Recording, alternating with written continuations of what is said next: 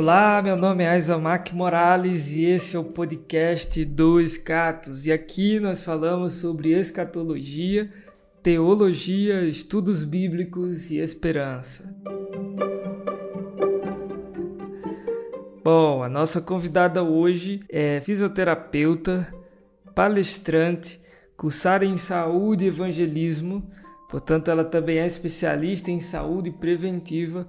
Tem um ministério nas redes sociais, que é o próprio perfil dela, onde ela propaga sempre verdades sobre o Evangelho. E o nome dela é Mayara Flores. E hoje nós vamos falar sobre um assunto tremendamente importante para os nossos dias e principalmente para as mulheres. Vamos falar sobre feminismo. Cuida, seu machista! América Latina vai ser toda feminista! Será que tem como conciliar feminismo e cristianismo, dois ismos importantes para os nossos dias? Outra coisa, qual é a visão feminista da Bíblia? E qual é a visão da Bíblia concernente a essa ideologia que está fazendo tanto sucesso em nossos dias? Eu queria convidar a Mayara aqui para que ela ficasse à vontade em nosso canal e também para que ela se apresentasse para você que é ouvinte. Com vocês, Mayara Flores.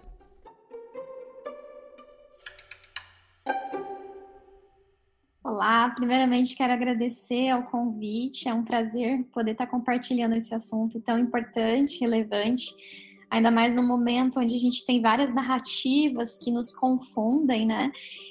Nós precisamos compreender a identidade das nossas crenças, a identidade do adventismo, a identidade nossa como mulher.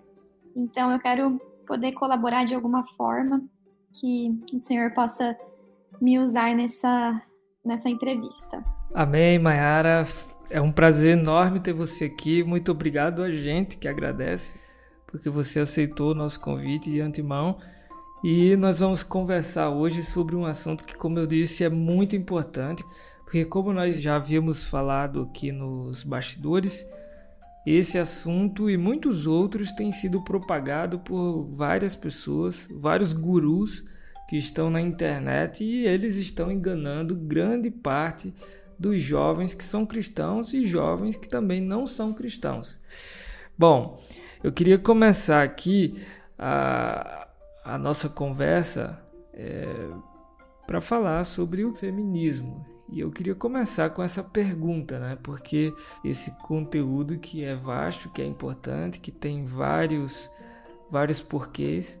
Então, se você puder, fale pra gente o que é feminismo. Na verdade, para responder essa pergunta, a gente precisa lembrar que hoje o feminismo ele tem diversas vertentes. Nós temos feminismo liberal, feminismo negro, feminismo marxista, feminismo interseccional, enfim.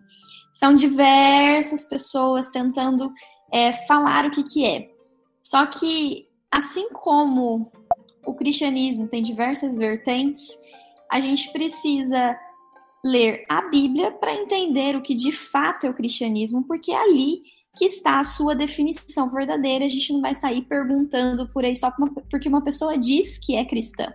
Então, o que eu vou trazer aqui é algo baseado no que as escritoras que fundamentaram os pensamentos feministas nos trazem.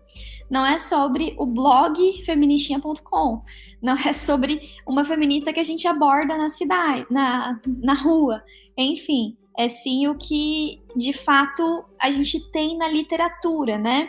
O feminismo, ele aconteceu em 3 ondas, hoje já se fala de uma 4ª onda, e aí a gente revê a história do feminismo e pode compreender as suas bases, seus fundamentos, que fazem com que ele seja o que nós podemos definir como um movimento político, filosófico, que entende o patriarcado como agente opressor das liberdades e direitos femininos e visa a emancipação da mulher.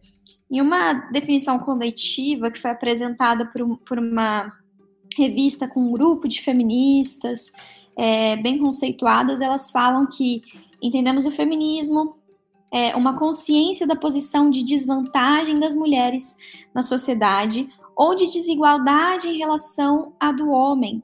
Também é um propósito de acabar com essa desvantagem. E quando a gente pensa nessa definição, quando a gente reflete nessa definição, a gente não consegue entender muito bem o que ele é, porque até parece que a gente vê um problema real sendo relatado ali.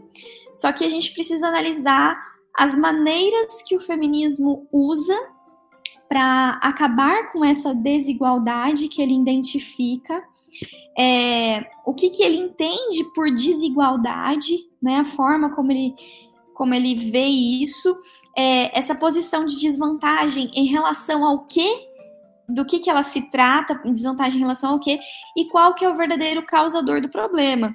E eles, assim, é meio que um consenso entre todas as vertentes que o patriarcado é o problema, de fato, para a posição de desvantagem, a desigualdade que oprime as mulheres.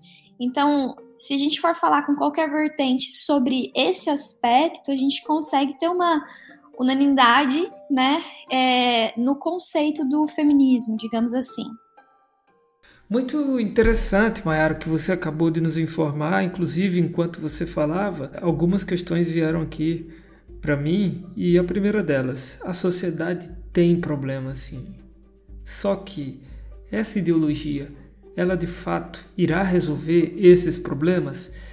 Bom, essas e outras perguntas a Mayara irá nos ajudar aqui hoje no nosso bate-papo, mas a pergunta que eu quero que a Mayara responda agora é: qual que foi a origem do feminismo?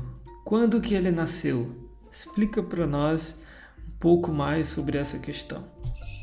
Bom, existe uma certa controvérsia entre os autores a respeito de quando exatamente começa o movimento feminista. A gente tem o que nós chamamos de proto-feminismo, que seriam os pensamentos ali que antes do movimento se incorporar como ele se incorporou, já eram soltos e que se encaixam com o que as feministas pensam hoje. E a gente vê que ele vem muito ali do iluminismo, né? Vem muito ali com a Revolução Francesa. A mãe da escritora do Frankenstein, se eu não me engano é Mary Wollstonecraft, o nome dela, ela escreve um livro sobre os direitos das mulheres, ali bem pertinho da época que estava acontecendo a Revolução Francesa, um pouquinho depois, inclusive, onde ela aborda que as mulheres eram muito fúteis e que a vida delas era sem graça, sem sentido, e ela acreditava que a educação compulsória igualitária era o que iria acabar com essa futilidade das mulheres daquela época, que só pensavam em chapéus, sapatos, coisas assim.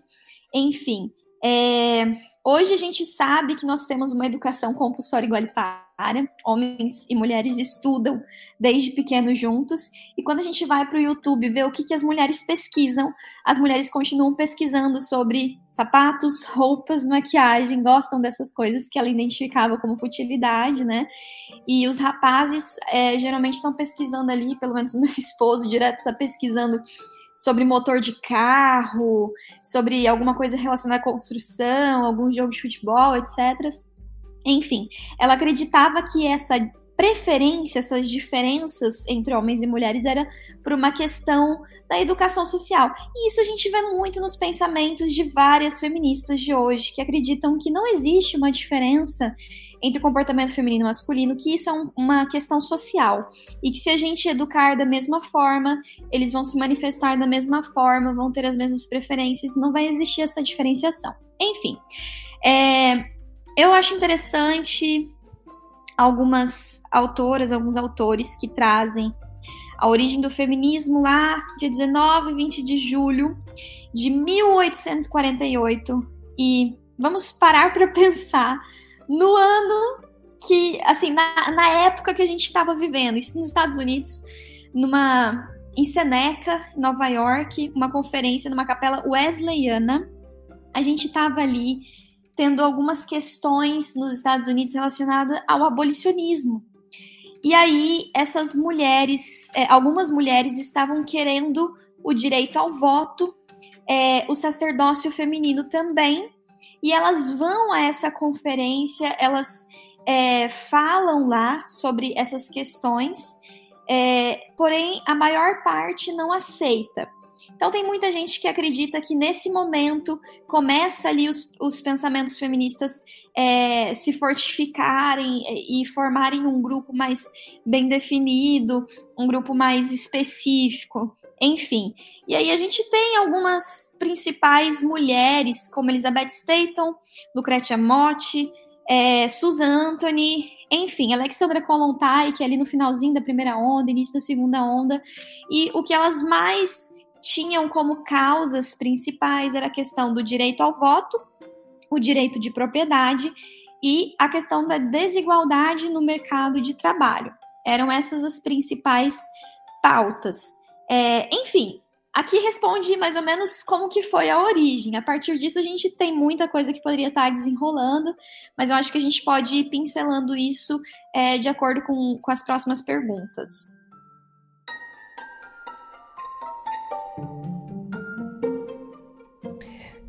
Recentemente nós tivemos aí em nosso país o processo, né, todo da política de votar e de escolher um candidato e escolher um presidente para o nosso país. E essa pauta do feminismo foi uma pauta utilizada por uma das candidatas a ser presidente no Brasil. E foi interessante, baseado nessa pauta, eu idealizei essa pergunta, formalizei, porque durante, né, o debate presidencial, em um dos debates, a candidata à presidência Simone Tebet disse que o feminismo deveria ser uma pauta cristã. E aí a fala dela, né, foi uma resposta ao questionamento de um outro candidato, que foi o Padre Kelmon. E ele relembrou que Simone, né, que ela se define como feminista, e desse modo ele explicou e afirmou que dentro da agenda feminista está o apoio incondicional ao aborto. E perguntou se ela, né, se a senadora Simone Tebet seria favorável a essa questão. E aí, no desenvolver da resposta dela, ela falou que o conceito de feminista dela é muito diferente dos de outras pessoas. E ela falou, olha, para mim ser feminista é defender os direitos das mulheres. Sou católica e lamento a sua visão seletiva. Sou contra o aborto e isso não me faz menos feminista. O feminismo no Brasil deveria ser entendido não como uma pauta de esquerda, mas como uma pauta cristã. E aí, depois aconteceu algumas outras coisas lá no debate, mas ela afirmou, né, que era uma cristã e que era também uma feminista. E a pergunta que eu vou fazer agora para você é possível ser feminista e cristã ao mesmo tempo? Essa situação foi bastante engraçada. Mas assim, vamos lá. Digamos assim, que a gente chega até um cristão e aí fala assim, olha, na Bíblia está escrito que você precisa de uma mudança de vida, você não pode continuar roubando sendo cristão. Ele falou assim, olha, eu tenho meu conceito de cristão. A gente não pode ser seletivo desse jeito, porque para mim o cristianismo é o amor, que Jesus aceita todos e que todo mundo vai para o céu. Enfim, esse é o pensamento das pessoas. E aqui a gente não está falando sobre o feminismo da Simone Tebet, o feminismo da Luísa, o feminismo da Alessandra. Não, ele tem uma coluna dorsal que deriva os seus pensamentos, ele é bem fundamentado, digamos assim, ele tem as suas escritoras e tal. Então, quando eu leio o que de fato é a base, fundamento para o movimento feminista, eu preciso comparar com as minhas crenças e se eu não estou de acordo com as suas bases, fundamentos e pensamentos principais, eu não posso me considerar feminista. A não ser que eu faça assim, não, então eu vou fazer uma nova vertente por aí que acredita nisso. Até assim ainda é difícil, porque, por exemplo, assim, se você for pensar na questão do cristianismo, a gente for falar assim, olha, eu não concordo com tudo que tá escrito aqui, então eu vou fazer uma nova vertente do cristianismo, e nessa vertente do cristianismo, Cristo não é divino. O que acontece? Eu não estou falando de cristianismo, eu estou falando de outra coisa, entende? Então a gente não pode fazer essa bagunça e banalização de conceitos, de sentidos e tudo mais. É igual, eu sou adventista.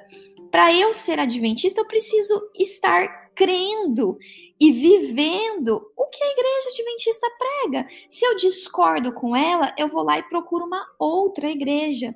Porque aí é uma questão de hipocrisia, de incoerência, né? Então, assim, a questão é que todas as ondas do movimento feminista, o aborto foi uma questão muito falada, uma questão muito buscada por eles.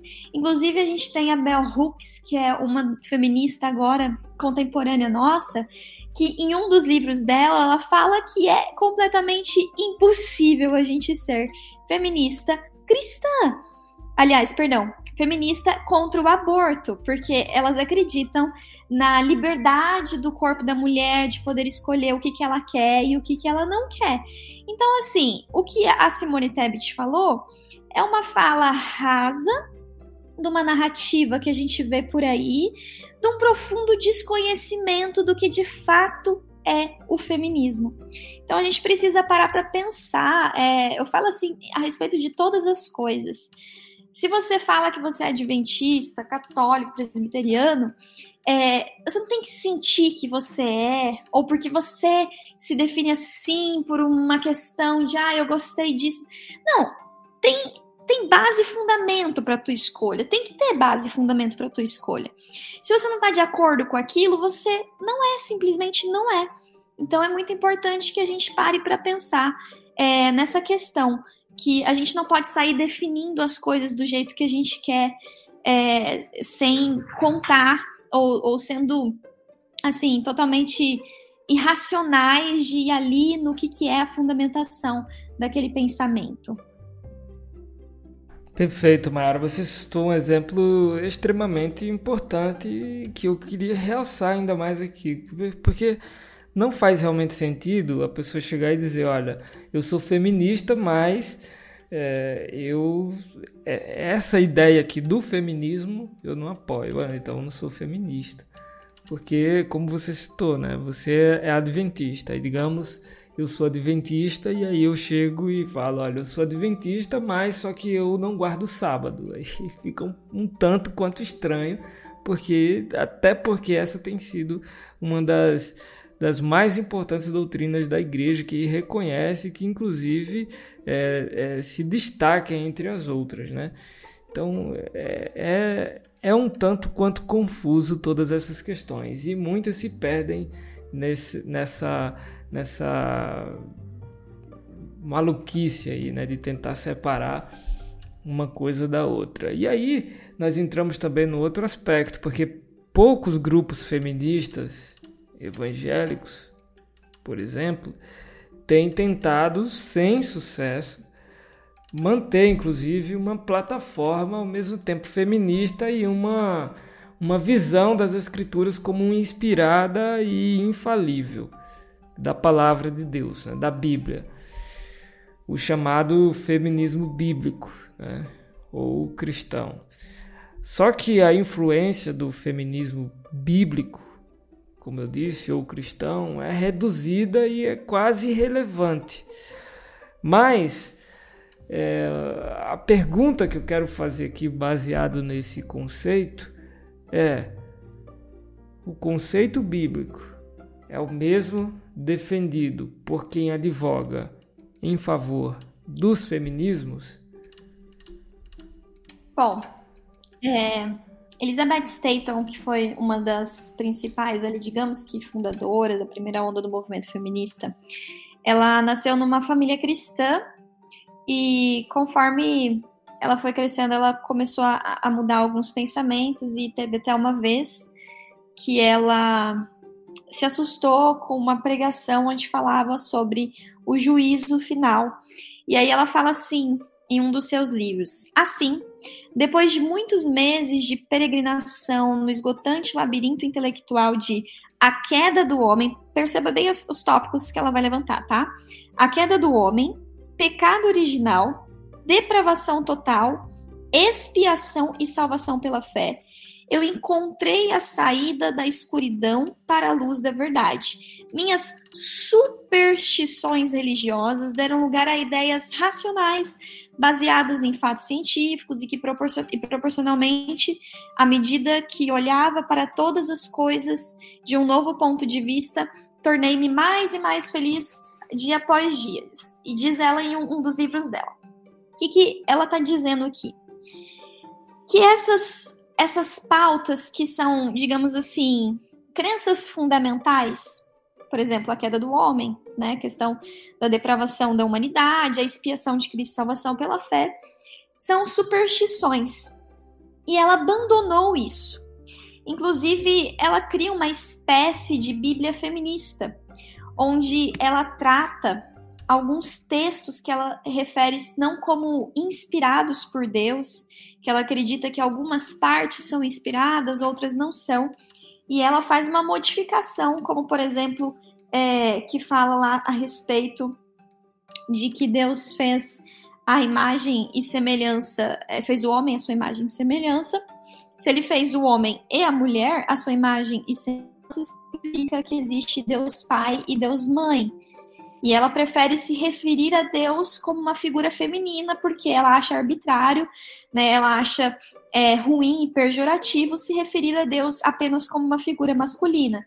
E aí, assim, a gente vê vários desses que defendem o feminismo entrarem em questão com a questão da submissão da mulher, o papel diferente de mulher e de homem, e a maioria desses, eles não trabalham com a visão literal das escrituras, não entende a inspiração total das escrituras, acredita que algumas partes são e outras partes não são, porque quando a gente estuda a Bíblia de verdade e a gente estuda os escritos do feminismo, estuda o que é o feminismo, é impossível não ver uma grande incompatibilidade em pensamentos básicos, visto que o feminismo identifica o patriarcado como sistema opressor das liberdades femininas.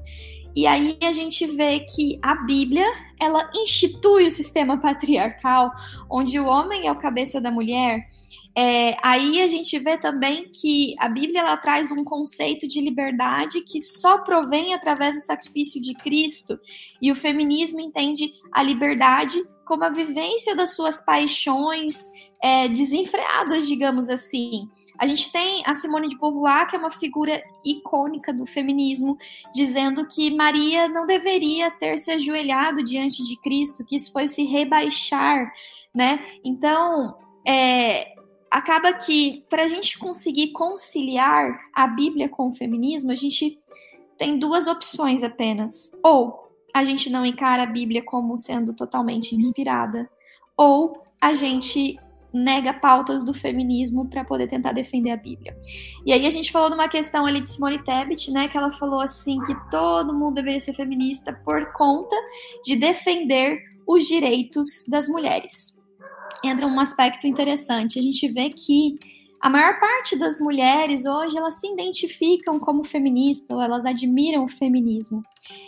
E até nas minhas palestras eu abordo algumas coisas que são bem assustadoras, falas bem assustadoras das feministas, que se fosse apresentado para a população essas frases de uma forma mais massiva, a maioria não seria feminista, a maioria não gostaria daquilo. Mas por que elas gostam? Porque a gente tem uma narrativa que parece muito atraente.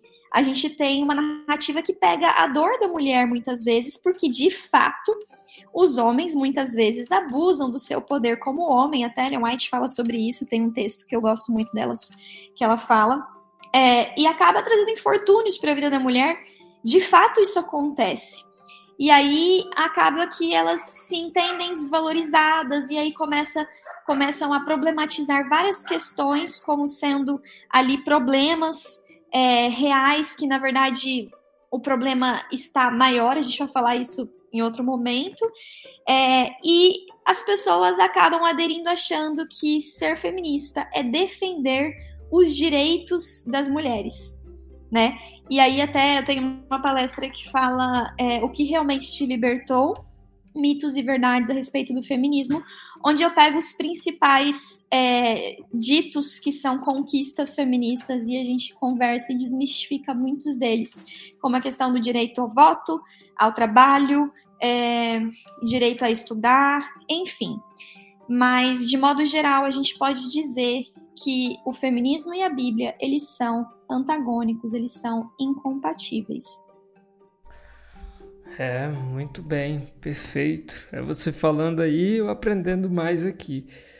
Interessantíssimo o que você citou, e eu queria já deixar bem claro aqui para o espectador que nós acreditamos que o problema da desigualdade, muitas vezes ele existe na sociedade, sobretudo não só entre homem e mulher, né? O problema da desigualdade de forma geral existe. Nós não estamos aqui tirando essa razão. Sobretudo, o movimento é muito radical e, como você está vendo, chega a ser quase que impossível tentar adequar um ao outro, né? E aí nós chegamos a um ponto que eu considero extremamente importante aqui nessa nossa conversa. Porque eu, como homem, e uma mulher, por exemplo, não pode apoiar o feminismo. E eu faço essa pergunta, eu como homem, colocando aqui, porque certa feita eu fui fazer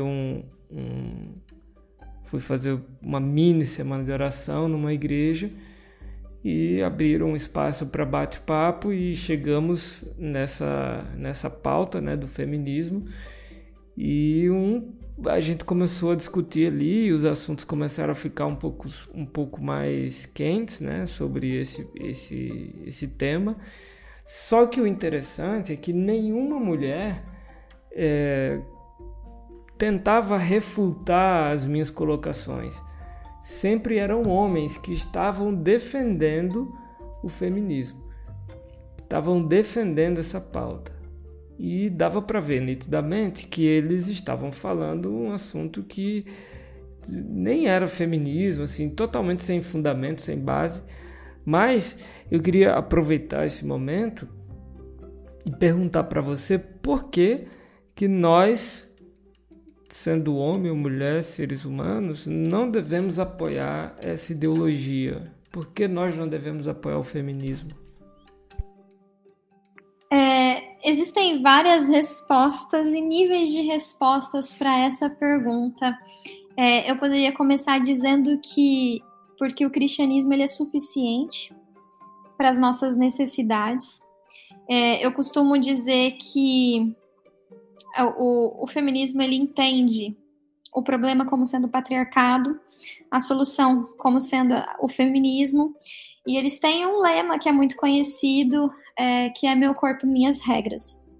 E isso por si só já deveria trazer uma questão para todos nós que somos cristãos a respeito de que a gente sabe que tudo nesse mundo deve ser visto de acordo com as lentes do grande conflito. E nós sabemos que o verdadeiro problema da humanidade não está numa classe de homens, numa classe de pessoas, no branco, hétero, cis, enfim. A gente sabe que o problema ele está no pecado. É o pecado que é o problema. E só existe uma libertação, e a libertação é Cristo Jesus, e a libertação que Cristo oferece é para todas as mazelas. Ela é suficiente, eu não preciso levantar a pauta separada do racismo, a pauta separada do feminismo. Não! A libertação de Cristo, a redenção de Cristo é para todos os problemas da humanidade. Então, se eu estou buscando Uma outra é como se eu estivesse buscando uma muleta para o cristianismo. Eu estou dizendo que ele é insuficiente para resolver o problema. E um cristão deveria entender que não é meu corpo, minhas regras. O meu corpo é templo do Espírito Santo, pertence a Cristo por criação e por redenção. Portanto, as regras são dele. Uma vez eu escrevi isso num comentário, e aí uma menina feminista pegou e falou assim: mas você decidiu que o seu corpo seria templo do Espírito Santo. Então, seu corpo, suas regras. Eu falei assim, não. O meu corpo, ele foi criado e comprado por Cristo. Se eu não estou fazendo do meu corpo templo do Espírito Santo, eu estou roubando a Deus. Então, sim, meu corpo, templo do Espírito Santo, as regras são dele. Enfim, mas se a gente for ficar só nisso, a gente vai esquecer de ver alguns problemas que eu quero citar aqui no feminismo. Eu gostaria de trazer a escritora Sulamita Firestone.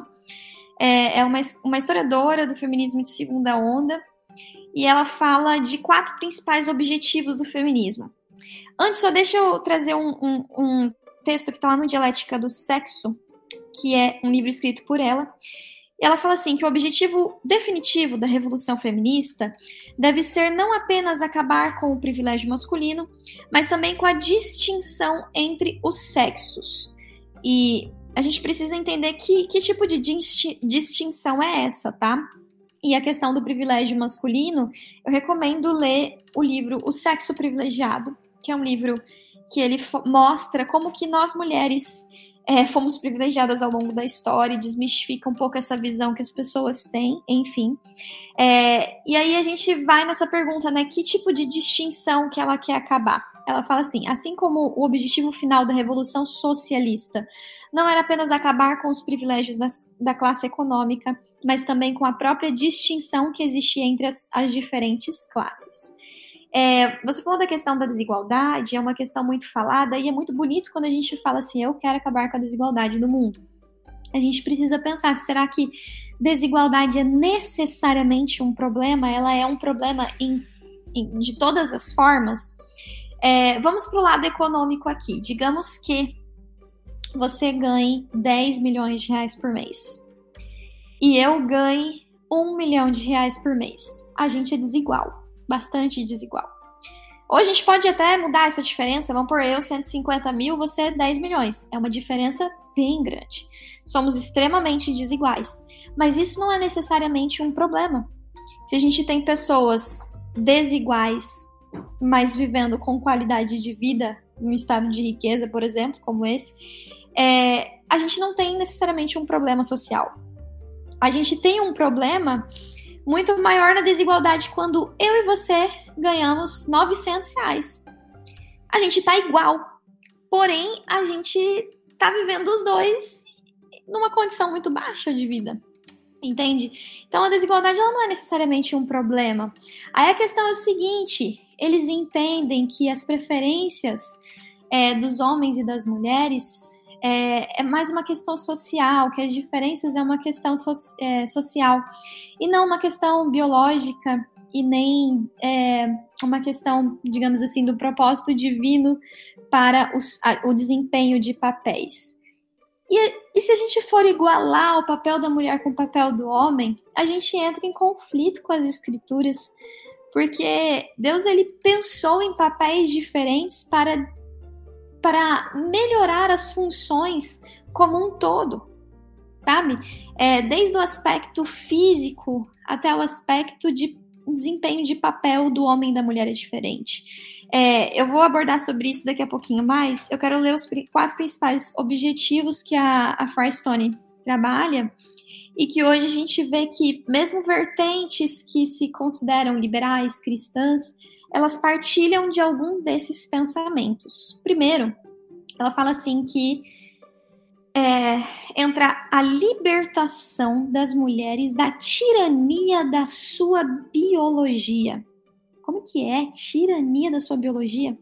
Existem várias escritoras feministas que sentem ódio pela sua biologia, porque mulheres engravidam, porque mulheres menstruam, porque mulheres têm hormônios diferentes que regam o nosso corpo e acaba fazendo com que a nossa voz seja mais fina, com que a gente sinta de uma maneira diferente dos homens, enfim.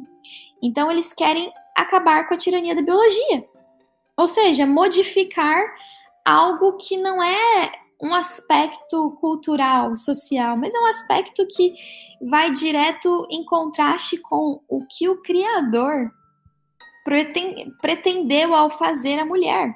Isso é complicado. Se a gente é criacionista, se a gente entende a beleza da criação, isso aqui já deveria assustar a gente por si só. Enfim, ela fala assim, através de todos os meios disponíveis e a distribuição do papel da nutrição e da educação das crianças entre a sociedade como um todo.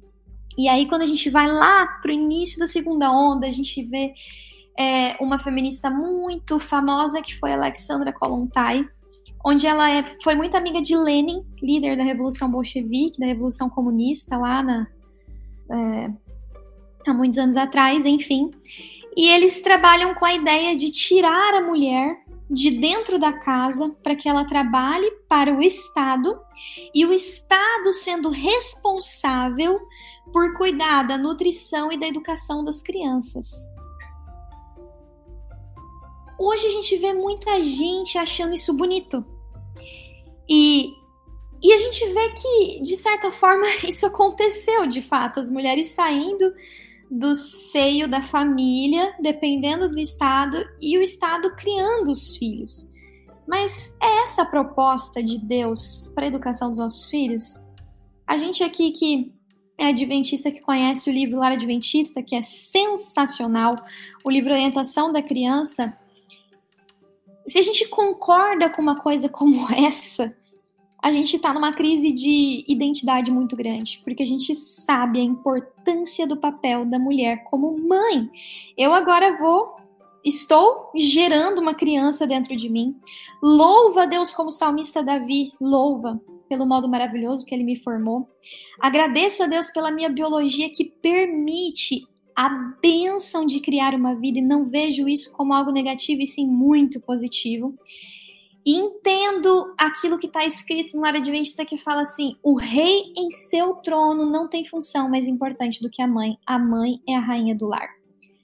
Você vê que as feministas desprezam as donas de casa, desprezam a mãe.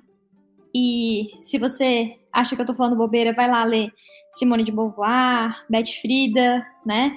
A própria Elizabeth Staton, que fala que as mulheres não conseguirão atingir uma posição mais elevada enquanto elas forem rebaixadas no matrimônio. Então eles entendem o matrimônio como prisão. Enfim, então a gente vê que a Bíblia eleva esse papel da mulher. Lá em Provérbios 31, Timóteo, né, nas cartas de Paulo a Timóteo, fala das mulheres como boas donas de casa, enfim. Fala que anjo não desejaria a posição mais importante do que a mãe. A mãe tem em seu poder o modelar o caráter dos filhos para o tempo e a eternidade. E aí eles pegam e têm essa intenção de fazer com que esse papel de educar e nutrir as crianças seja um papel do Estado, da sociedade e não das mães. Acabam com o que é o objetivo da família, né? E a gente sabe que a família ela é a base da sociedade. Enfim, eu tô falando bastante, que eu falo muito, mas vamos aqui pro ponto 2, tá? Já eu passo a fala para você. Não, pode continuar. Tô amando aqui. Tenho certeza que o nosso espectador também. Amém, espero que esteja contribuindo. Ela fala também: a independência econômica e autodeterminação de todos. Visaríamos eliminar a dependência das mulheres e das crianças do trabalho do homem, assim como todos os outros tipos de explicação do trabalho. Enfim, eles entendem que a mulher depender dos seus maridos como provedor do lar é algo extremamente negativo.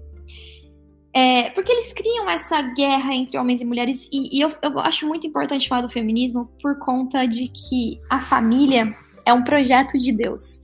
Muito, muito importante. Muito, muito sério. E nós sabemos que o êxito da igreja, a prosperidade da nação, a felicidade da sociedade dependem das influências domésticas. E quando a gente vê aqui uma busca por desfazer esse seio familiar, tirando a mulher de dentro de casa, o homem como seu provedor, é uma busca pela desintegração da família. Basicamente isso. Se você for ler, você vai entender que é uma busca pela desintegração da família, e tem muitas feministas que eles falam isso claramente com todas as letras. Então, o objetivo é que a mulher dependa do Estado. Até você fez um post hoje, né, que foi de Chesterton, que fala que o feminismo deu a ideia confusa de que a gente, como mulher, é escrava quando depende do marido, mas não é escrava quando depende do Estado. Sendo que eu prefiro, sinceramente, ter um homem que morreria por mim, tal qual Cristo morreu pela humanidade, sendo o meu provedor, do que o Estado que a qualquer momento pode me dar um sério problema, enfim. Parte 3, ela fala assim, a total integração das mulheres e das crianças na sociedade em geral. Isso foi corrompido. O conceito de infância foi abolido, tendo as crianças, presta atenção nisso aqui, tendo as crianças plenos direitos legais, sexuais e econômicos, e não sendo suas atividades educacionais e de trabalho diferente dos adultos. Ou seja, a fase da infância, ela não tem que ser considerada como a gente considera um processo de amaduração para, então, a criança entrar na sociedade. Mas, assim, vocês viram ali uma palavrinha que com certeza deixou vocês, preocupados. Mas olha o ponto 4. Fala assim, mas, se ao contrário, a criança, escolhesse se relacionar sexualmente com os adultos, mesmo que isso se desse com sua própria mãe genética, não haveria razões a priori para ela rejeitar os avanços sexuais, uma vez que o tabu do incesto teria perdido valor. Gente, quando a gente diz que a gente é feminista e a gente entende uma historiadora tão importante quanto Firestone, se a gente não concordar com o que ela tá falando e continuar falando que a gente é feminista, é como se a gente falasse assim, olha, eu sou cristão, mas eu não concordo com Paulo. Metade do Novo Testamento eu não concordo, entendeu? Eu não concordo com Paulo. Presta atenção nisso aqui! Sabe, Simone de Beauvoir, né, famosa, conhecida por muitos, citadas por muitos, reverenciadas nas universidades, ela participava de uma frente de liberação à pedofilia. Ela mesma cometeu pedofilia. Existem livros de meninas que moraram na casa delas, que eram obrigadas a ter relação com ela e com seu marido, um cara nojento, promíscuo que era. Ela era extremamente promíscua. Então, eles defendem a pedofilia, porque eles entendem que as crianças têm plenos direitos sexuais. Como que um cristão vai compactuar com uma coisa dessa? Enfim, aqui eu finalizo a minha fala. Tem bastante coisa que pode ser falada, mas eu já falei bastante. Fique à vontade, Mayara. O que você falou aí foi de extrema importância. E, de fato, olha, é surreal. Você citou um ponto extremamente importante no começo, e eu queria voltar a tocar nele aqui, porque as pessoas às vezes acabam fazendo, principalmente esse grupo de mulheres que acabam entendendo que pode haver conciliação entre Bíblia e feminismo, ou entre religião e feminismo, ou entre evangelho e feminismo, porque eles sempre colocam Jesus como alguém militante. Como você citou, a gente não deve negar o óbvio, né? A sociedade, ela tem essas divisões claras e totalmente injustas, onde alguém sempre vai sair perdendo. Sobretudo, inclusive, existe uma linha teológica antiga, né, que é chamada de teologia da libertação, que entende o evangelho como mensagem da libertação dos oprimidos. Só que aí nós entramos dentro de um espectro um tanto quanto problemático, porque se nós formos por esse caminho de um evangelho de oprimidos e de opressores, nós criamos uma sociedade de mocinhos e vilões. E perceba que a teologia ou a ideologia do feminismo também caminha por esse lado aí. E se nós criamos uma sociedade de mocinhos e vilões, nós estamos entrando numa dicotomia gigantesca. Por quê? Porque, na verdade, não há nenhum mocinho e não há nenhum herói. Todos nós somos vilões na ótica bíblica, né? todos nós. Isso não significa, é claro, em hipótese alguma, que devemos ser ignorantes quanto aos problemas sociais. Eles existem. Existe racismo, feminicídio, fome, pobreza extrema e diversas outras questões, né? E nós devemos agir prontamente contra isso quando vemos acontecer diante de nós. Mas devemos trazer à memória que toda a humanidade tem um veneno na sua carne, e o pecado é esse veneno, né? Ressalto aqui o que a Mayara falou, né? E esse veneno feriu as relações humanas. Nenhuma bandeira nossa, por mais importante que seja, vai curar isso, vai acabar com isso.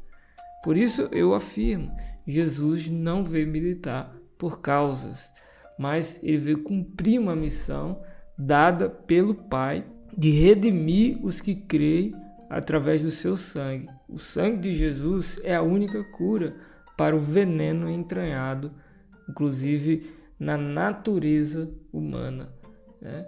Então, nós cremos que a solução para os problemas sociais é Cristo. Não é o feminismo, não é nenhum desses ismos que você vê por aí, nenhum deles vai salvar, né? E a Mayara falou muito bem sobre tudo isso aqui, falou inclusive também sobre a questão da desigualdade social, eu concordo plenamente. Agora, nós vamos entrar em um outro espectro dentro do feminismo ainda, sobretudo, eu acredito que muito importante e interessante. Muita gente fala que o feminismo ajudou as mulheres ao longo dos anos, né? Mayara, isso é verdade? Ainda nessa programação que eu tinha citado um pouco antes, algumas pessoas disseram, olha, se não fosse o feminismo, as mulheres não estariam hoje pregando no púlpito, porque a igreja, inclusive, já proibiu a mulher de subir no púlpito. Então eu queria saber da Mayara se isso é realidade, se o feminismo ajudou de fato as mulheres, se não a subir no púlpito em alguma outra coisa. Mayara, e aí o que é que você tem a dizer sobre isso? Bom, primeiramente, Deus seja louvado. Eu sempre ressalto que vocês não devem confiar no que eu estou falando e buscar as fontes, né? Sempre é importante que a gente tenha um entendimento por nós mesmos. Eu tenho uma série de palestras no Joyce Brasil do ano passado, que eu detalhei muito mais essas questões, né? Inclusive tá lá no link na minha bio, meu perfil é @mai_flores com 2 S. Aí tem lá o link com 6 palestras, uma série chamada Desassossegadas Evas Modernas. Nós vamos colocar o link aqui também no na descrição do nosso podcast. Ah, ok. E aí tem a palestra que se chama O que Realmente Te Libertou, onde eu pego essas principais falácias do feminismo, né? Se não fosse o feminismo, você não poderia palestrar. Se não fosse o feminismo, você não poderia ter se formado, não poderia trabalhar e tal, enfim. E lá eu explico historicamente o quanto o feminismo, na verdade, ele se apropriou de conquistas que, inclusive, agora vamos entrar numa parte que eu acho muito importante, que, inclusive, foi o pensamento cristão que trouxe essas conquistas. Esse ano eu estou refazendo o ano bíblico e eu estava lendo com um olhar muito mais atento, um pouco ali das leis de Israel, e entendendo o contexto histórico, eu parei para pensar revolucionário tudo que está escrito ali, porque em todas as épocas, pelo fato da mulher ser fisicamente mais frágil, a maioria das sociedades de fato não deram valor para a mulher em muitos aspectos, em muitos sentidos, tanto, na verdade, assim, em outros endeusava certos aspectos da mulher, mas enfim, a gente sempre viu que, de fato, as pessoas que eram mais fortes em alguma questão, pelo fato do pecado existir no coração delas, elas oprimiam outras pessoas. Mas a gente vê que as leis de Israel, elas são totalmente a favor da mulher. Quando fala lá a respeito, por exemplo, de que a mulher não deveria ser tocada, deveria ficar por fora enquanto ela estava no seu período menstrual. O pessoal fala assim, olha só, que absurdo. Mas, gente, imagina uma época onde não existia absorvente. A gente vê ali essa questão que as mulheres falam a respeito do direito de propriedade. Se eu não me engano, está em números, 4 meninas que o pai morreu e aí não tinha nenhum filho. E aí elas vão até Moisés e falam assim, Moisés, a gente queria saber se a herança vai ficar pra gente ou vai ter que ir para um primo próximo, para uma outra pessoa. E aí ele vai até Deus e Deus fala assim, é justo o que elas estão pedindo, que elas fiquem com a herança. Então, assim, direito de propriedade sendo pregado ali, ó, muito tempo antes do feminismo existir. Quando a gente vai para Provérbios 31, a gente vê que a mulher era ali uma baita de uma empreendedora, que tinha autoridade dentro da sua casa, que inclusive o homem dela, o marido dela, era chamado grande por causa dela, né? A gente vê Salomão falando que a mulher sábia edifica a sua casa. As mães rainhas, elas tinham uma função muito importante nos reinos de Israel. A gente vê que sempre que se cita o nome de um rei, fala, e a sua mãe era fulana de tal.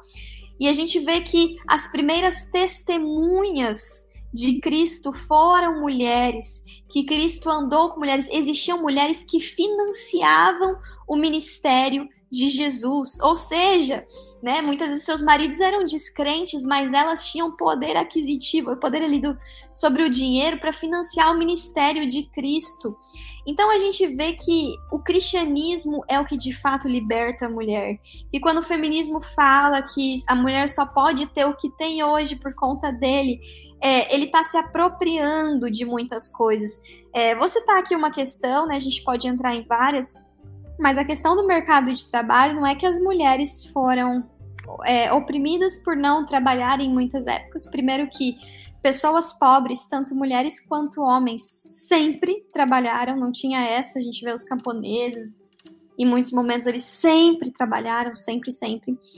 Mulheres ricas que tinham a oportunidade de não trabalhar, mas é que a condição de trabalho da época era muito diferente da condição de hoje. Hoje a gente tem CLT, hoje a gente vê pessoas trabalhando no ar-condicionado, fazendo um monte de coisa assim do tipo. Então, conforme foi melhorando as condições de trabalho, a mulher naturalmente foi se inserindo nesse meio. E o que melhorou as condições do mercado de trabalho foi o capitalismo, o livre mercado. Então, geralmente as pessoas falam, é o socialismo que traz aí uma paz para a sociedade, que o capitalismo é mau, tal. Mas o capitalismo, assim, o livre mercado, poder de aquisição, tal, essas coisas assim, a gente não vai entrar tanto em questão, mas quem sabe em outro momento, ele só foi possível pelo protestantismo, pelo cristianismo acontecendo. Só para trazer a curiosidade, depois vocês pesquisem sobre isso, né? Mas de qualquer maneira, a gente vê que é o cristianismo que de fato trouxe voz para a mulher, que de fato libertou as mulheres. Enquanto a gente via sociedades aí trazendo a ideia da mulher sendo rebaixada, é o cristianismo que traz essa ideia de que o homem ele deve morrer pela sua mulher. Ele não pode maltratar a sua mulher, né? A gente tem aí, né, o espírito de profecia na pessoa de Ellen White, de 1844 para cá. Ellen White falando da importância das mulheres como médicas, enfermeiras, professoras. Estava lá na primeira onda do movimento, onde a gente vê algumas frases dela que são contra aquela primeira onda. E ela já falando das mulheres no mercado de trabalho. Então não foi nada do feminismo que trouxe isso. A gente vê ela falando a respeito de que muitos homens de fato oprimiram as mulheres, né? Mas ela não fala para mudar o modelo instituído por Deus. Ela eleva o modelo instituído por Deus ao seu propósito original. Então não é assim, mulheres e homens estão dando problema no casamento, portanto a gente vai proibir o casamento, a gente vai ser contra o casamento. Não! se o casamento está dando errado, não é porque o casamento é uma maldição. O casamento é uma bênção. Jesus mostra isso, iniciando seu ministério numa cerimônia de casamento, mostrando esse valor, né, de uma instituição que foi ali criada antes da entrada do pecado. Então, assim, a questão dos casamentos não darem certo é por não seguir o padrão de Deus para a vida matrimonial, né? Então, as mazelas, elas não são por conta de uma classe de homens. Hoje a gente falar muito assim, são os brancos privilegiados, cis, que oprimiram a humanidade, e os pobres, os negros, as mulheres, os trans, os gays, eles são os oprimidos. E então entra aquela questão que você falou dos vilões, né? Aquela ideia de Paulo Freire, né? Do opressor e do oprimido, enfim. Esse pensamento, ele está muito ali ligado ao que Rousseau falou, de que o homem nasce bom e o que corrompe é a sociedade. E esse é um pensamento extremamente antagônico à palavra de Deus. Qual que é a condição que a palavra de Deus nos diz? Mortos em ofensas e pecados, toda a cabeça está enferma, não há nele coisa sã. Está lá em Isaías capítulo 1, a gente vê que é somente através da transformação de Cristo que uma pessoa pode produzir alguma obra boa. Fala tanto querer quanto efetuar, é obra de Cristo em nós.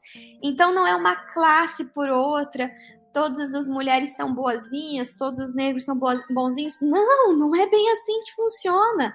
Há maldade em todo o coração humano e só pode haver bondade através de Cristo. Enfim, essas conquistas, a maioria foram apropriação do feminismo, mas de fato o que trouxe direitos e liberdades para as mulheres foi o cristianismo. Por isso eu digo que ele é suficiente, a gente não precisa do feminismo para defender mulher.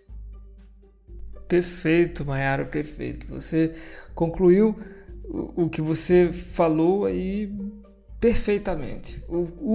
Se a gente precisar de algum movimento para tentar acabar com alguma desigualdade, com alguma questão que esteja sobressaindo no nível extremo, o cristianismo ele sempre vai resolver. Não precisamos entrar em ideologias que defendem os oprimidos no que diz respeito à questão de racismo, no que diz respeito à questão de feminismo, no que diz respeito à questão de pobre, porque o cristianismo, basta ser cristão, né? Basta ser cristão, que aí a gente já consegue resolver grande parte do problema da sociedade. E o antídoto para todo esse problema, com certeza absoluta, é o Evangelho, né? Porque dentro do Evangelho nós encontramos aí a morte suficiente de Cristo que nos salvou e nos libertou de todo o pecado. Olha, eu estou muito feliz que a Mayara topou estar aqui conosco, né? Ela está falando em pontos extremamente importantes e eu tenho certeza que está beneficiando não só a mim, mas a todos vocês que estão ouvindo aqui. Interessante, Mayara, que você acabou citando, diante de toda a sua fala, depois das minhas perguntas, vários pontos, vários aspectos que o feminismo acabou atrapalhando e que de alguma forma se tornam antagônicos com o cristianismo. Mas eu queria nesse momento que você resumisse e trouxesse em pauta aqui todos esses pontos, ou seja, os principais temas no feminismo que podem ser considerados, inclusive, anticristãos, apesar de ruins, anticristãos. Bom, mais uma vez, Deus seja louvado. Fico feliz que esteja contribuindo de alguma forma. A gente pode trazer uma das principais pautas, que é a questão do aborto, né? Primeiramente, eu quero elucidar alguns aspectos disso, porque, assim, hoje em dia a gente precisa explicar que a grama é verde, né? Então, óbvio, ele precisa ser dito, infelizmente, a gente pode falar algumas coisas assim, que assim, tipo, era para ser óbvio, né? Então vamos lá, o que é o aborto, gente? Ele é um assassinato, ele é assassinato de um inocente. A Bíblia, ela traz o valor da vida humana desde o ventre. O salmista Davi fala disso, Jeremias fala disso, em todas as fases, seja ela uma fase embrionária, seja ela uma fase idosa, enfim. Esse pensamento do aborto é um pensamento eugenista, né, que quer separar ali o que é mais próprio de viver e o que não é mais próprio de viver. Inclusive, é um pensamento nazista, o pensamento de aborto, quando a gente vai ver aquela que foi criadora daquela clínica famosa, que eu tô com vergonha de citar o nome, porque vai que eu falo errado o nome, aquela clínica Parent, alguma coisa, eu esqueci como que fala. Enfim, Margaret Sanger, ela foi, assim, digamos, a mãe da pauta do aborto no feminismo, tá? Ela aborda ali a questão de que o aborto é para guiar a sociedade a uma raça mais pura. Inclusive, essa clínica, que é extremamente famosa nos Estados Unidos, ela tá lá no Brooklyn. E ela é responsável por ter matado muitos negros, porque eles acreditavam que tinha que matar os bebês pobres, porque eles não teriam a capacidade de viver numa vida justa e feliz, enfim. Aí a gente entra numa questão que está totalmente em desacordo com a palavra de Deus, pelo fato de que, como falei, a vida humana ela tem valor independente de qual seja, e entender que o ser humano ele só pode ter a sua vida permitida pela vontade e poder de Deus, que de fato é um milagre. A concepção, ela é todo um milagre, assim, você não consegue entrar em todos os detalhes na sua explicação. E quando a gente faz isso, é como se a gente estivesse querendo brincar de Deus, de dizer o que se eu quero que viva ou não uma pessoa inocente, mesmo ela estando dentro do meu corpo como mulher, ela é um indivíduo, né, que tem a sua individualidade preservada. Bom, existem muitos aspectos nessa questão do aborto, eu abordo ele na minha palestra também. Não vou me delongar, mas de qualquer maneira, se você não sabia, saiba agora que é antibíblico e anticristão defender aborto, tá? Isso não é uma causa de saúde pública, porque senão a gente poderia falar assim, mas as mulheres praticam aborto mesmo sendo proibido, e aí morrem mulheres porque é feito de forma clandestina e tal.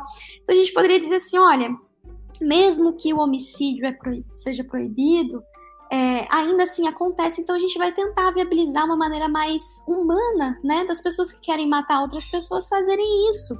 Ou falar assim, mesmo suicídio sendo algo ruim, as pessoas se suicidam, então a gente vai viabilizar uma maneira mais humana de fazer isso. Gente, vocês já pararam para pensar que isso não faz sentido algum? Não tem condições uma coisa dessa. Enfim, essa questão de acabar com a biologia da mulher, entender que a mulher, ela não tem as suas características vistas de uma maneira positiva diante da sociedade, né? A sua feminilidade e tal. Eles buscam uma masculinização da mulher, eles buscam uma pauta que é muito importante, a gente não pode deixar de falar dela, uma revolução sexual, de fato. E aí a gente vem com a terceira onda, onde prega muita questão da ideologia de gênero, que eles entendem uma diferença entre sexo biológico, gênero e com o seu desejo sexual. Então, por exemplo, assim, a pessoa pode nascer com sexo biológico masculino, se identificar no aspecto de expressão por fora, assim, na forma de vestir e tudo mais, com gênero feminino, e ainda assim querer se relacionar com outras mulheres, né? Então, isso é extremamente anticristão. Isso é extremamente antibíblico. Então, eu diria assim que as principais antibíblicas que podem se destrinchar em vários outros aspectos é a questão do aborto, da revolução sexual e da ideologia de gênero. Entrando um pouquinho nessa questão da revolução sexual, que revolucionou muito na sociedade, foi a entrada da pílula anticoncepcional, porque eles entendiam, né, que os homens, eles eram bem vistos quando pegavam muitas mulheres, quando ficavam com muitas mulheres, e as mulheres não. E ao invés de fazer o que nós cristãos devemos fazer tanto o homem que sai por aí ficando com um monte de mulher, quanto a mulher que sai por aí ficando com um monte de homem estão errados e devemos buscar a castidade para ambos os sexos. Elas buscam, então, a reprodução do vício masculino. Buscam os piores caracteres dos homens, né, para colocar em si como sendo hoje, então, uma virtude a mulher sair por aí tendo relação com qualquer homem. Então, aborto, revolução sexual e ideologia de gênero seriam as principais causas que eu identifico como extrema, profunda e completamente antagônicas à palavra de Deus. E é interessante porque um monte de mulher que é feminista, sempre a gente ouve essa frase por aí, né? Sejamos todos feministas e o mundo será melhor. E aí eu fico pensando, né, se isso de fato é correto ou não. E nas últimas décadas, aqui no nosso país principalmente, mas no mundo inteiro, a ideologia feminista tem sido inclusive apresentada à sociedade como a solução para o mundo que é desigual. Na cabeça desse pessoal. É um mundo desigual, é um mundo sem esperanças, é um mundo sem justiça. Só o fato disso estar em pauta, estar aí apresentado, já tira o fato, só isso, não precisa nem se aprofundar, já tira o fato de que a ideologia feminista não é bíblica. Por quê? Porque o mundo pode até ter problemas, o mundo pode até ser desigual, mas um cristão verdadeiro, genuíno, que conhece a palavra de Deus, não pode viver sem esperança. Porque a nossa esperança é inclusive a volta de Cristo, né? E as próprias teóricas feministas são responsáveis por difundir essa ideia aí, né? De que o mundo é sem esperança, as pessoas são sem esperança, sem justiça, sem nada. Sabemos que existem problemas, né? E aí a gente chega numa outra questão, porque essas ideologias carnais acabam fazendo com que nós que não somos nada, somos pó, cinza, pecadores, não passamos disso, essas ideologias acabam apontando a gente como resolvedor do problema no mundo, né? E essa acaba sendo uma teologia humanista, totalmente humanista, né? Tirando Deus do foco.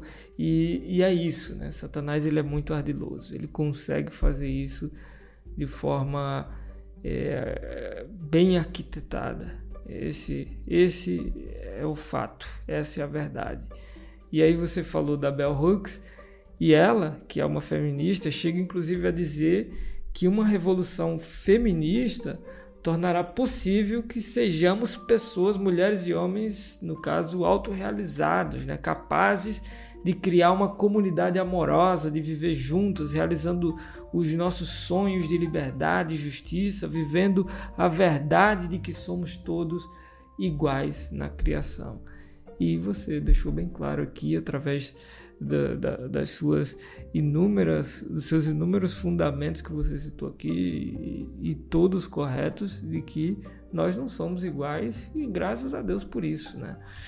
Mas enfim, o feminismo é isso aí, né? E uma das maiores mentiras que o feminismo propaga, por exemplo, inclusive vende essa ideia para as mulheres que apoiam essa ideologia, é que a Bíblia é machista. Isso é verdade, Mayara? A Bíblia é machista? Bom, só com a resposta que você deu na pergunta anterior sobre o feminismo ter ajudado mulheres em alguma coisa ou não diante de todos esses anos, responderia essa pergunta, mas eu queria mastigá-la um pouco mais. Será que a Bíblia é machista? Bom, muitos aspectos importantes aí na tua fala, mas sobre essa questão, a maior parte das pessoas entendem assim, né? Tanto que tem muita gente que fala assim, é que naquela época, na época de Paulo, era assim, assado e tal. As pessoas confundem muito a exegese com questões culturais. Tem uma onda aí de pessoas, né, tentando ver a Bíblia à luz da cultura e não a cultura à luz da Bíblia.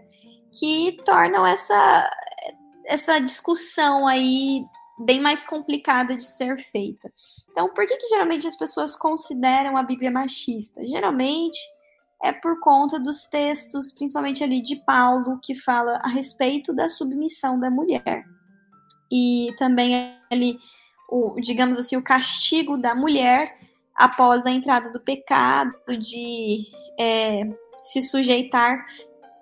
Então, algo que as pessoas identificam como um grande problema, né? Que eles falam assim, é por conta da cultura. Quem ainda quer tentar harmonizar, quem não quer nem tentar harmonizar, fala assim, é por isso que a gente tem que destruir a Bíblia, né? Enfim, mas vamos lá. Esse aspecto da submissão, eu quero ler com vocês um texto que está lá no livro do Lar Adventista, que eu acho bastante importante, tá? É um tema que, inclusive ontem eu fiz um postzinho rapidinho sobre o assunto, mas que eu gosto muito de falar. Quero ter mais oportunidade para falar sobre isso lá no Instagram. E vou ler aqui esse texto com vocês. Fala assim: Eva foi feita de uma costela tirada do lado de Adão, significando que ela não deveria dominar como a cabeça, nem ser pisada sob seus pés como se fosse inferior, mas estar a seu lado como sua igual e ser amada e protegida por ele. Como parte do homem, osso de seus ossos e carne de sua carne, ela o seu segundo eu, mostrando isso a íntima união e apego afetivo que deveria existir nessa relação. Na criação, Deus a fizera igual a Adão. Se houvessem eles permanecidos obedientes a Deus, em harmonia com sua grande lei de amor, sempre estariam em harmonia um com o outro. Mas o pecado trouxera discórdia e agora poderia manter-se a sua união e conservar-se a harmonia unicamente pela submissão por parte de um ou de outro. O que eu quero falar a respeito desse texto aqui? Mesmo que eles eram considerados iguais, né, é muito num aspecto de valor e de autoridade, digamos assim. Porém, desde a entrada, ali, desde a criação, o homem e a mulher, eles tinham características físicas, biológicas, em vários sentidos que eram diferentes. O homem, ele tem o seu corpo regado pela testosterona, a mulher pela progesterona, e isso faz com que a gente tenha atividades diferentes, desempenhos em atividades diferentes também. Eu até acho interessante que em Patriarcas e Profetas falava lá que o homem ele era mais largo, tinha os ombros mais largos, era mais alto do que a mulher ali e tal. Enfim, quando a gente para pensar na ação da testosterona no homem, a gente vê que isso gera na mente do homem uma certa força maior do que a mulher, um espírito de combatividade, um espírito de luta. Eu não sei se vocês lembram aquele filme extremamente antigo, Lagoa Azul, que eles são criados, isolados numa ilha, e aí tem um certo momento que mostra que a menina teve ali sua menarca, e aí mostra o rapaz que ele tá criando músculo, e aí ele tá com uma lança assim na pedra, e ele fala assim, eu não lembro o nome da menina, mas fala assim, fala pra mim quem que é o melhor caçador. E aí eu quando lembrei daquilo, estudando as coisas, eu parei pra pensar assim, que desde pequenininho, o menino ele tem essa questão de ser segurança, de ser protetor. Assim, quando a gente elogia um homem, ele prefere muito mais ser elogiado a respeito de sua força, a respeito de suas capacidades, do que a respeito da beleza, e já a mulher a respeito da sua beleza. Quando a gente tem dois homens cuidando de um lugar, se a gente vê até no reino animal, há uma disputa muito grande. E acaba que não há harmonia com esse espírito. Quando nós mulheres, dentro da nossa casa, agimos com agressividade com os nossos maridos, a gente não está criando um ambiente de cooperação dentro do lar, e sim de competitividade. Deus, em sua infinita sabedoria, sabendo que por conta do pecado, o eu estaria ali afoito numa luta contra si mesmo para morrer e deixar com que Cristo viva. Ele sabia que a testosterona, sem a natureza divina, né, iria trazer dificuldades. Ele faz com que o homem, então, tome esse aspecto de liderança e a mulher venha desempenhando a sua função de uma maneira submissa. E eu gosto muito da história de Davi e Abigail, né? Quando Davi queria ali matar todo o marido de Abigail e todos os homens de Abigail lá, os homens do marido dela, né? Por conta deles não terem dado comida para ele. A gente vê que ela vai até ele e ela mostra a sua fragilidade para ele. Ela se perfuma, coloca vestidos bonitos, prepara uma comida gostosa, chega até Davi e fala assim: Senhor, Senhor, me perdoe pelo meu marido imprudente, mas tenha misericórdia da tua serva. Ela se humilha e mostra muita fragilidade para Davi. E Davi, por conta da atitude sábia daquela mulher, ele então resolve não acabar com o seu esposo e os seus homens ali. O que eu tiro de lição disso? Que a força da mulher está na sua fragilidade.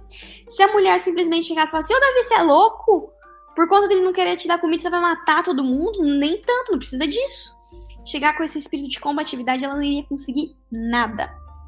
Fica aí um conselho para nós mulheres, tá? A gente consegue muito mais quando a gente chega pro marido mostrando quão dependente e frágil a gente é dele. Fala assim: ô meu amor, eu gostaria tanto que você tomasse mais cuidado ao fazer aquilo. Se você chegar e falar assim: ó, você é louco, cara? O que você tá fazendo isso com esse carro? Como que você faz uma coisa dessa? Você não vai conseguir nada, porque vai despertar o eu dele, a testosterona dele, vai sentir assim: meu papel está sendo ameaçado, vai querer dar uma guerra. Então a harmonia do casal só poderia acontecer por meio da submissão. Olha só a continuação do texto, fala assim: se os princípios ordenados na lei de Deus tivessem sido acariciados pela raça caída, esta sentença, se bem que proveniente dos resultados do pecado, ter-se-ia mostrado ser uma bênção para o gênero humano. Mas o abuso da supremacia, assim dada ao homem, tem tornado a sorte da mulher muito frequentemente bastante amargurada, fazendo de sua vida um fardo. E hoje a gente vê que também a insubmissão da mulher, a busca da mulher por uma igualdade com o papel dos homens, tem tornado também as famílias infelizes. Aquele objetivo do feminismo de trazer uma paz, assim, não acontece na prática. Por que isso acontece? Por quê? Porque desvirtuou o propósito de Deus da submissão. A submissão não é uma perda de individualidade da mulher. A submissão total a gente só deve ao Senhor. A nossa consciência é para com o Senhor. Não é num aspecto da gente ter alguém que dite as regras. Quando a gente vai ver a continuação do texto de Paulo falando a respeito da submissão, a gente vê que o papel do homem é muito mais difícil, porque ele tem que ter a mesma abnegação que Cristo teve para com a sua igreja. Ele tem a responsabilidade de apresentar a sua esposa diante de Deus pura, santa e imaculada, sabe? Então ele tem a responsabilidade séria de fazer bem aquela mulher. E fala, né, assim, a pessoa não machuca o seu próprio corpo, ela não deve machucar o seu próprio corpo, e ele deve entender a mulher como parte de si, e ele não vai fazer mal para si mesmo. Ele vai entender que ela tem o valor do sangue de Cristo, pertence a Cristo por criação e por redenção. Então ele vai dar um tratamento a ela, tal qual ali Salomão e a sua esposa em Cântico dos Cânticos, entendendo a nobreza dela, amando, cuidando e tudo mais. Então a Bíblia ela traz esse aspecto, e por isso ela não é machista, porque fala da submissão.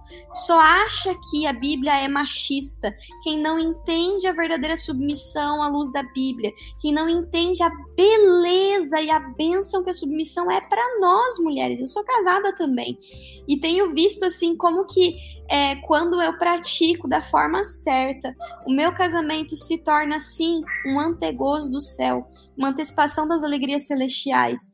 Então, é somente compreendendo o propósito divino que a gente pode perceber a bênção desse papel e acabar com essa grande mentira de que a Bíblia seja algo que promova a opressão da mulher.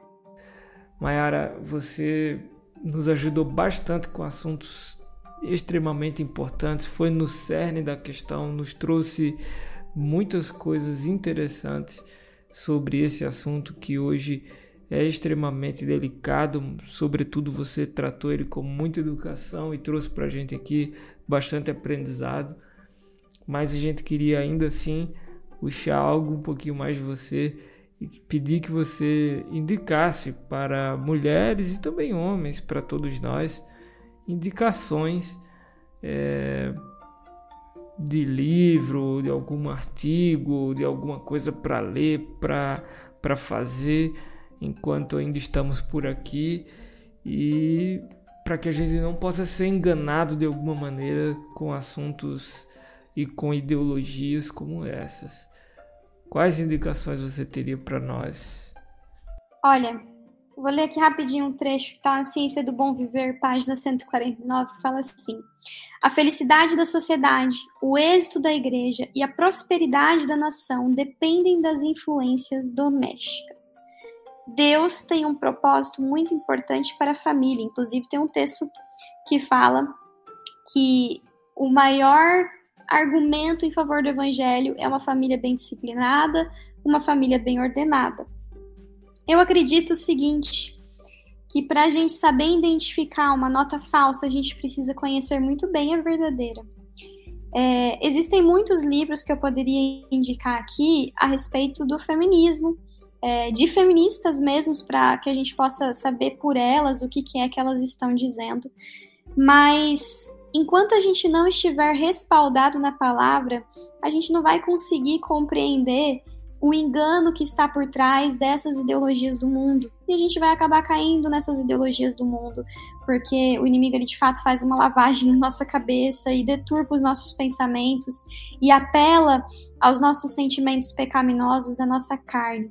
Então, por isso eu indico uma verdadeira consagração através do estudo da Bíblia, através da oração, da busca para que nós, mulheres, possamos entender a nossa identidade em Cristo e acabar com aquela frase assim, o lugar de mulher é onde ela quiser. Não, lugar de mulher cristã, é onde o Senhor ordenar. Enquanto a gente não tiver esse relacionamento com o Senhor, a gente vai cair nessas ideologias erradas. E eu indico muito a leitura do livro Lar Adventista, Fundamentos do Lar Cristão, que é um resumo do Lar Adventista. Se você está assistindo a gente e não é adventista, esse livro não vai estar falando sobre doutrinas adventistas. Ele com certeza vai cooperar na sua vida e está em total harmonia com a Bíblia.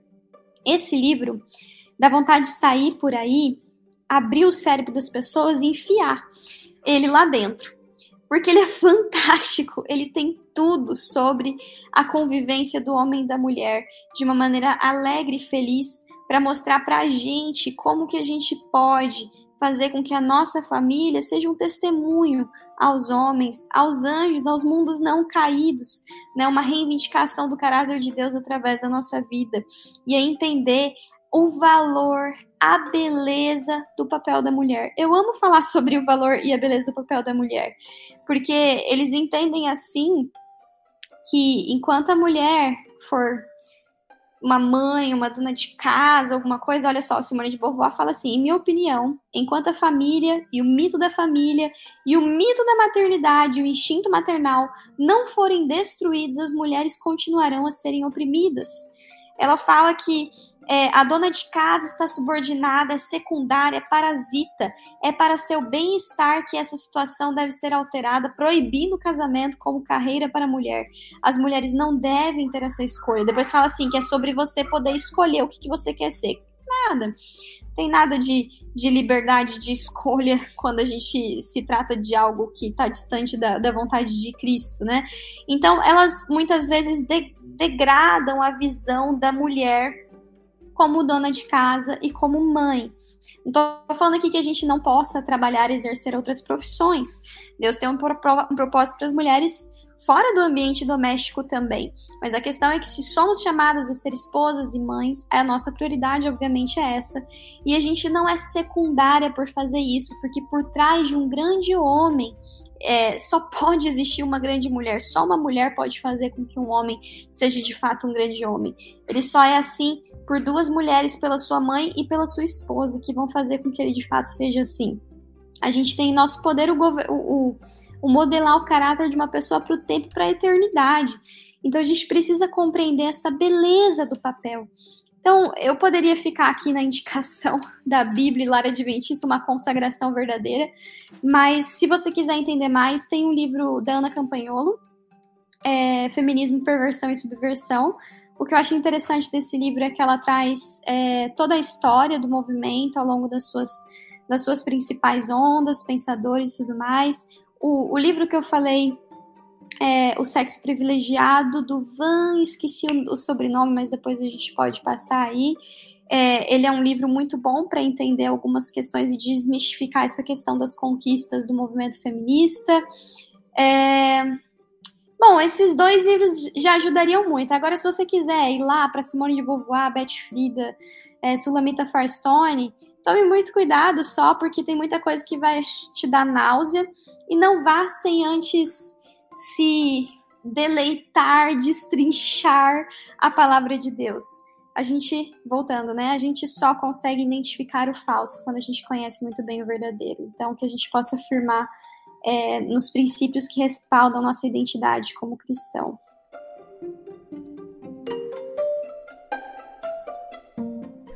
Perfeito, perfeito.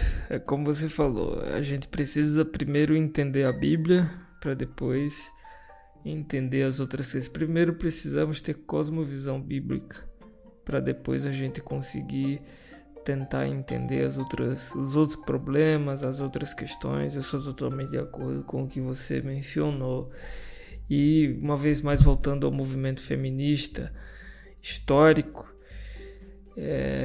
eu acredito que ele, com todas as suas ondas, deseja apenas a revolução sexual feminina, depois de tudo que você falou, né?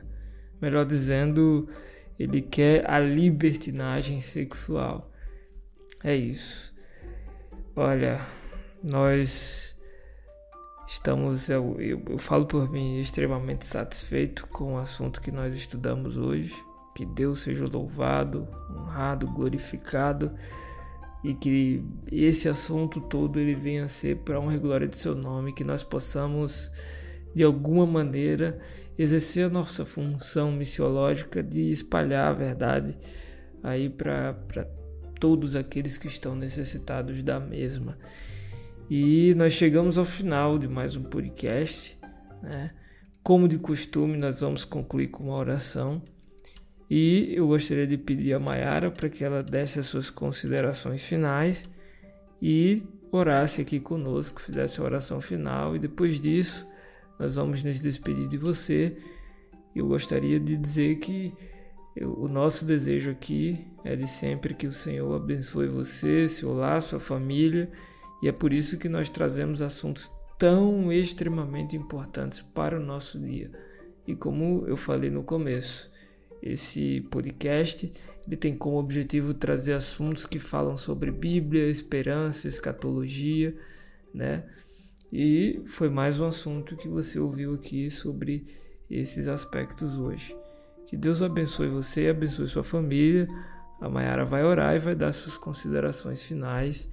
E a minha consideração final é que eu quero que a Mayara volte aqui no nosso programa mais vezes, porque ela vai agregar, eu tenho certeza, em muitos outros assuntos, não só esse, como vocês viram, ela é extremamente qualificada para trazer assuntos importantes, e principalmente nesse. Agradeço uma vez mais a Mayara por estar aqui conosco, por se disponibilizar. Que Deus abençoe você. E eu gostaria também de abrir um assunto aqui. A Mayara, ela está grávida, vai ter o filho dela no mês que vem, e todos nós vamos nos comprometer em orar por ela. Será um prazer voltar aqui mais uma vez, os posts também. Amém, Deus seja louvado. Cristo em nós, a esperança da glória, eis a nossa alegria. Cristo é suficiente para tudo, para todos. É tudo que a gente precisa. É o remédio para qualquer problema. A gente não precisa de ajudinhas, não. Isso é uma mentira. Não existe terreno neutro aqui nessa terra. Ou algo é de Cristo e para Cristo, ou algo é contra Cristo. Ele fala, né? Não é possível servir a dois senhores. Ou a gente vai ser de um, ou a gente vai ser de outro. Então, se a gente tem algo que tem uma mera discordância, né? Existe uma ideologia com uma mera discordância da Bíblia, ela já não nos representa, porque a bandeira do Evangelho é o suficiente. Perfeito. Então, oremos. Pai eterno, nós agradecemos pelo privilégio de estarmos na presença do nosso Senhor, Deus Criador. Agradecemos, Senhor, porque a nossa vida vale o sangue de Cristo e pertencemos a Ti por criação e por redenção. Que possamos honrar ao Senhor ao entendermos que nosso corpo é templo do Espírito Santo e que o Evangelho, ele é suficiente para nós.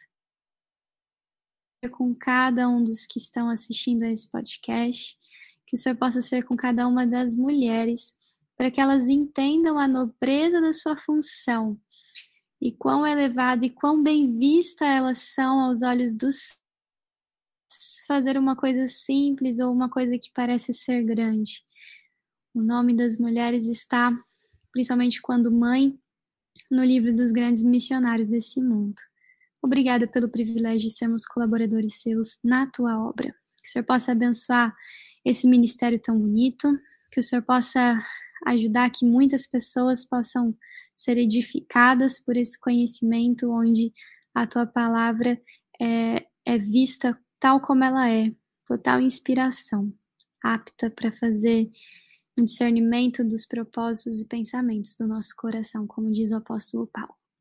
Oramos, Senhor, nos méritos do nosso Salvador Jesus. Amém. Amém.